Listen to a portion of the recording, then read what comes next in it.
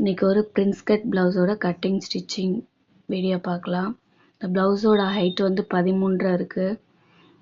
நான் வந்து எக்ஸ்ட்ராவா 1 இன்ச் சேர்த்து 14 வச்சுக்கிறேன். ஏன்னா நம்ம மேலே ஷோல்டர்ல தைப்போம், கீழே கொஞ்சம் பீஸ் மடிச்சு அடிக்க ஒரு இன்ச் அந்த அளவுக்கு விட்டுட்டு, கழுத்து அகலம் அளவு பிளவுஸ்ல எவ்வளோ இருக்கோ அந்த அளவு வச்சுக்கிறேன். நான் 2 இன்ச் இருக்கு. அதுலேருந்து ஒரு 3.5 ஷோல்டரு, ஆம் ஹோல் அளவு 5.5 வச்சிருக்கேன்.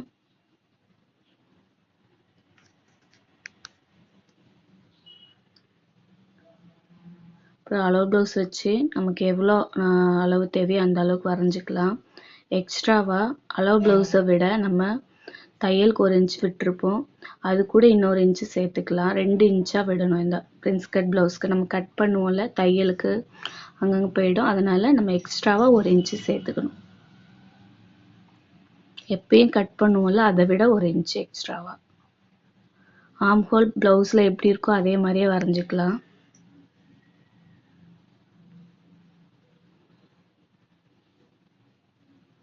இப்போ ஃப்ரண்ட் நெக்கோட அளவு எடுத்துக்கிறேன். நம்ம கஸ்டமர் என்ன டிசைன் கேட்டிருக்காங்களோ அது மாதிரி நம்ம வரைஞ்சிக்கலாம்.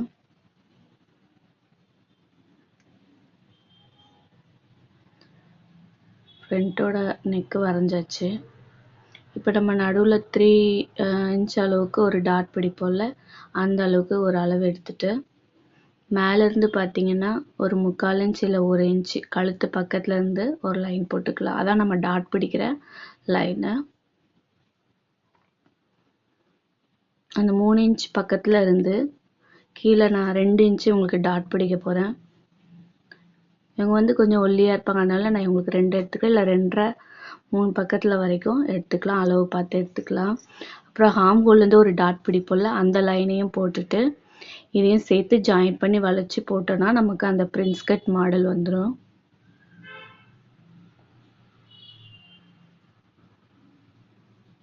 இவ்வளோதான் ஃப்ரண்ட்டோட அளவு. நம்ம அழகாக கட் பண்ணி எடுத்துடலாம்.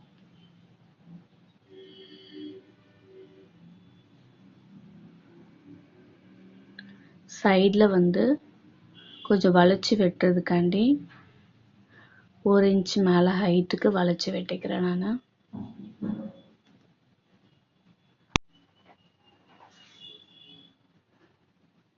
இப்போ நம்ம அந்த 2 இன்ச்சு வெட்டியிருந்தோம்ல கீழே டாட் பிடிக்க, அதை கட் பண்ணி எடுத்துடலாம். அழகாக அந்த ஷேப் கிடச்சிரும் நமக்கு.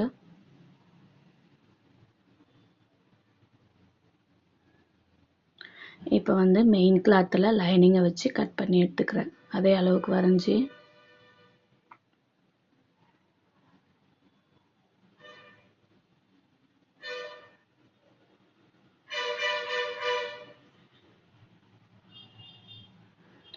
இது நம்ம இந்த வீடியோ கொஞ்சம் புரியலை அப்படின்னா ஒரு 2-3 தடவை திரும்ப திரும்ப பார்த்தோன்னா நமக்கு நல்லாவே புரிஞ்சிடும்.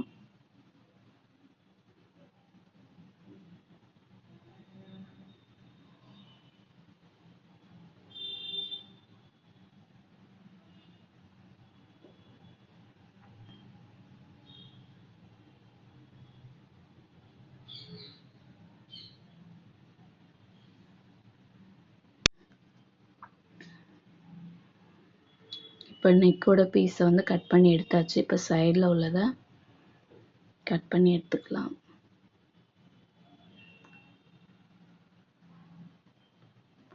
ரொம்ப ஒட்டி வெட்டாமல் லைன் கொஞ்சம் இடம் விட்டு கொஞ்சம் கட் பண்ணிக்கலாம்.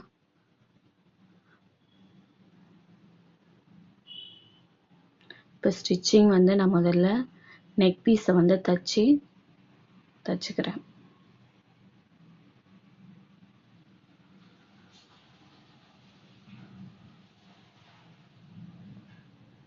ஏன்னா வந்து சுற்றி தையல் போட்டு திருப்பி போட்டு ஒரு ஸ்டிச் போட போகிறேன். அவ்வளோதான், சிம்பிளாக தான் தைக்க போகிறேன். இதுக்கு மேலே லேஸ் டிசைன் கேட்டிருக்காங்க, அதை வந்து இன்னொரு வீடியோவில் போடுறேன், லேஸ் எப்படி தைச்சிருக்கேன்னு சொல்லிட்டு.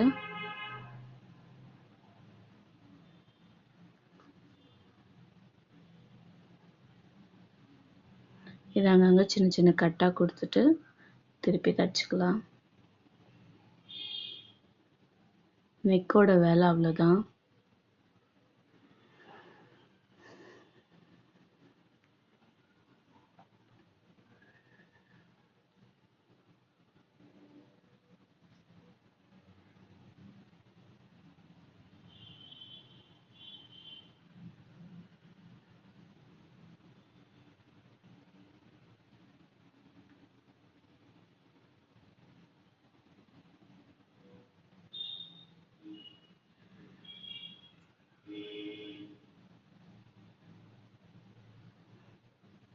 இதுக்கப்புறம் நம்ம ஒரு பீஸ் கட் பண்ணியிருக்கோம்ல ஷேப் பீஸு சைடில் உள்ளது, அதை வந்து அழகாக ஸ்டிச் பண்ணிக்கலாம். அந்த ஷேப் உள்ள பீஸை வந்து கீழே வச்சுட்டு நெக் பீஸை வெட்டி எடுத்தோம்ல அதை வந்து மேலே வச்சு நான் தைச்சிருக்கேன். இந்த மாதிரி தைச்சோன்னா நமக்கு அந்த வளைவு நல்லா அழகாக வருது. நீங்களும் ட்ரை பண்ணி பாருங்கள். அந்த பெண்ட் வரும்போது எங்கேயுமே இழுக்காமல் அழகாக கொஞ்சம் கொஞ்சமாக வச்சு நிறுத்தி நிறுத்தி தைச்சோன்னா அந்த வளைவு அழகாக வந்துடும்.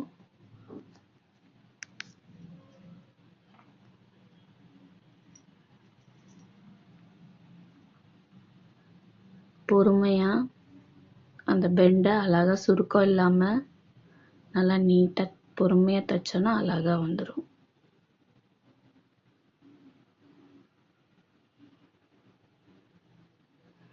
நம்ம தைச்சி முடிச்சாச்சு. அதை வந்து ஒரு 2 ஸ்டிச்சாக நான் போட்டுக்கிறேன். திரும்ப மேலே ஒரு தையல் போட்டு எடுத்துக்கிறேன்.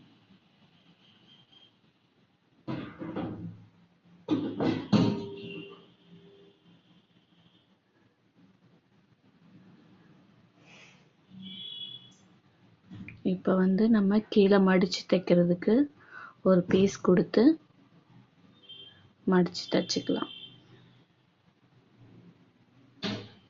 இதை தைச்சி பீஸ் கொடுத்து திரும்பி மடித்து தைச்சிட்டோன்னா ஃப்ரண்ட்டோட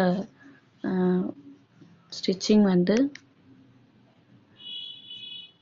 முடிஞ்சுது.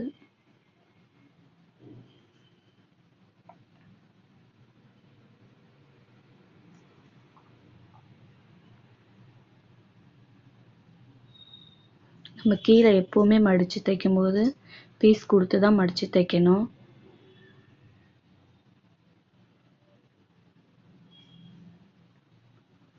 அப்போ தான் அந்த பட்டி வந்து கீழே அழகாக ஸ்டிப்பாக நல்லா நிற்கும்.